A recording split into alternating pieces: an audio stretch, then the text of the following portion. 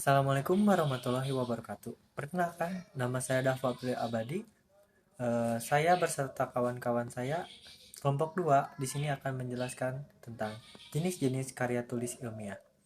Berikut nama anggota beserta NIM-nya.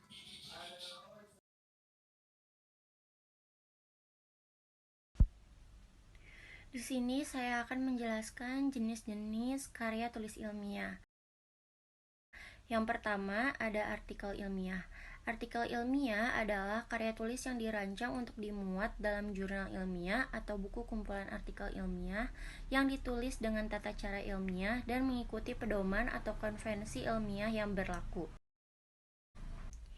Adapun jenis-jenis artikel ilmiah. Yang pertama ada artikel hasil penelitian, yaitu artikel yang diterbitkan dalam jurnal ilmiah berisi pelaksanaan dan hasil penelitian. Artikel ini bertujuan untuk membuka wacana diskusi dan penelitian baru, dan untuk mengkaji teori yang sudah ada sebelumnya. Yang kedua, ada artikel non-penelitian, yaitu artikel yang disusun berdasarkan pustaka dan kajian teori. Artikel ini beragam, berisi telah teori konsep, prinsip, pengembangan suatu model, mendeskripsikan fakta atau fenomena tertentu, dan lain-lain. Yang ketiga, ada telaah buku. Telaah buku sering juga disebut sebagai resensi buku, yaitu tinjauan analitik dan kritik atas sebuah buku yang baru diterbitkan. Selanjutnya yang keempat ada obituari, yaitu artikel yang mengulas berita kematian seseorang tokoh ilmuwan yang disertai biografi singkat tokoh tersebut, tujuannya untuk memberikan penghormatan. Jenis karya tulis ilmiah selanjutnya ada skripsi. Skripsi adalah karya ilmiah yang ditulis mahasiswa program S1 yang membahas topik atau bidang tertentu berdasarkan hasil kajian pustaka yang diteliti oleh para ahli, hasil penelitian lapangan atau hasil pengembangan atau eksperimen. Adapun jenis-jenis skripsi. Yang pertama, skripsi berdasarkan hasil kajian pustaka. Kajian pustaka adalah pembahasan suatu topik yang dilakukan untuk memecahkan suatu masalah dengan pengkajian kritis terhadap bahan-bahan pustaka yang relevan. Bahan-bahan yang berupa informasi teoritis, penjelasan teknis, atau temuan aplikatif dari berbagai sumber. Dengan demikian, bahan-bahan pustaka ini diposisikan sebagai sumber ide atau inspirasi yang dapat membangkitkan gagasan atau pemikiran lain. Yang kedua, ada skripsi berdasarkan hasil penelitian lapangan. Penelitian lapangan adalah jenis penelitian yang berorientasi pada pengumpulan data empiris. Berdasarkan data empiris inilah peneliti melakukan simpulan. Ditinjau dari pendekatannya, penelitian lapangan ini dapat dibedakan menjadi dua jenis, yaitu penelitian kuantitatif dan penelitian kualitatif. Yang ketiga, skripsi berdasarkan hasil pengembangan.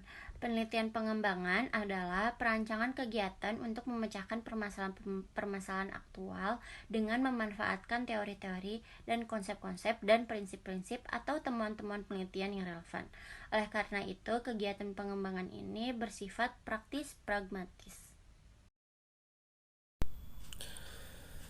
Tesis merupakan karya tulis ilmiah hasil riset yang dibuat atau ditulis oleh mahasiswa program magister untuk memperoleh gelar tertentu jenjang S2 pada perguruan tinggi.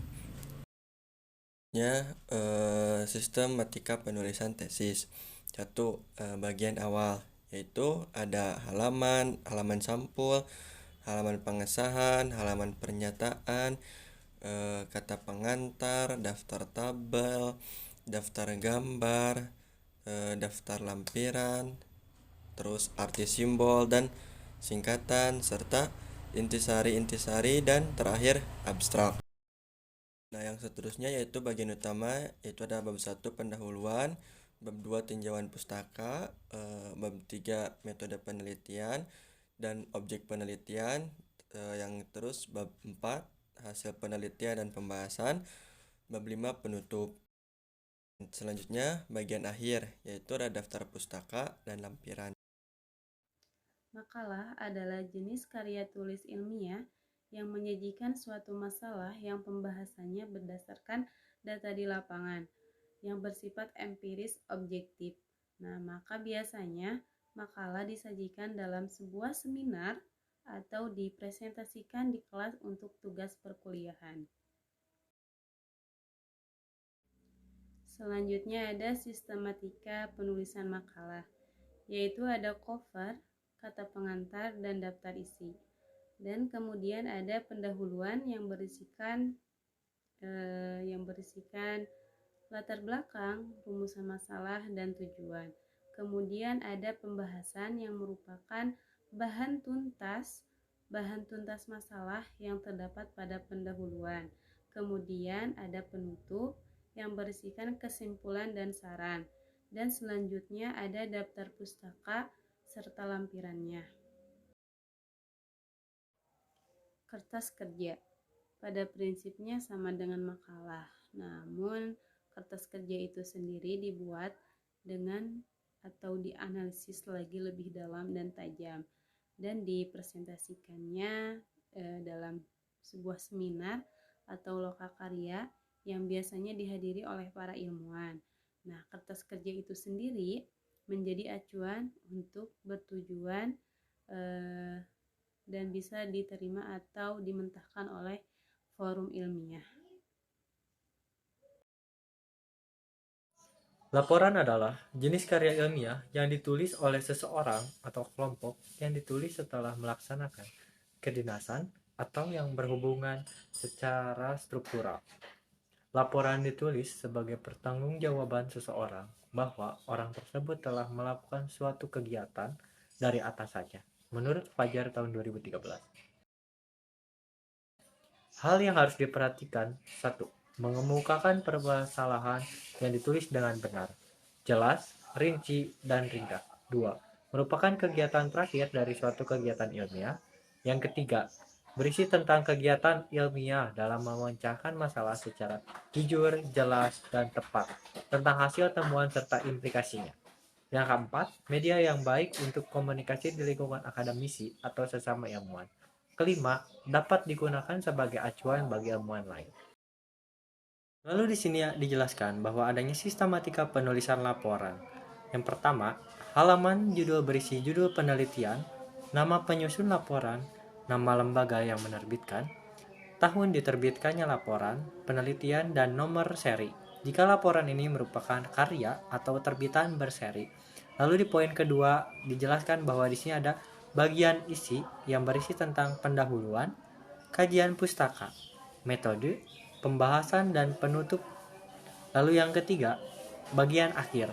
Di dalam bagian akhir terdiri dari daftar pustaka dan daftar lampiran. Selanjutnya ada disertasi, disebut juga PhD tesis, adalah karya tulis ilmiah mahasiswa untuk menyelesaikan jenjang studi S3 atau meraih gelar doktor atau DE, yang mengemukakan suatu dalil yang dapat dibuktikan oleh penulis berdasarkan data dan fakta yang sahih atau valid. Dengan analisis yang terinci, disertasi ini berisi suatu temuan penulis sendiri yang berupa temuan orisinal. Disertasi pada dasarnya juga terdiri dari 3 bagian, yaitu bagian awal, bagian utama, dan bagian akhir. Disertasi secara kualitatif tidak ditemukan jumlah halamannya, namun umumnya tidak kurang dari 100 halaman. Pada bagian awal terdiri dari halaman sampul depan, halaman judul, halaman persetujuan, halaman pengesahan, kata pengantar, daftar isi, abstrak, dan intisari. Dan yang kedua, bagian utama, ada pendahuluan, tinjauan pustaka, landasan teori, hasil penelitian dan pembahasan, yang terakhir ada penutup. Yang bagian akhir ada daftar pustaka, ada indeks istilah, ada indeks subjek, ada glosarium, dan yang terakhir ada lampiran. Itu pun jika ada.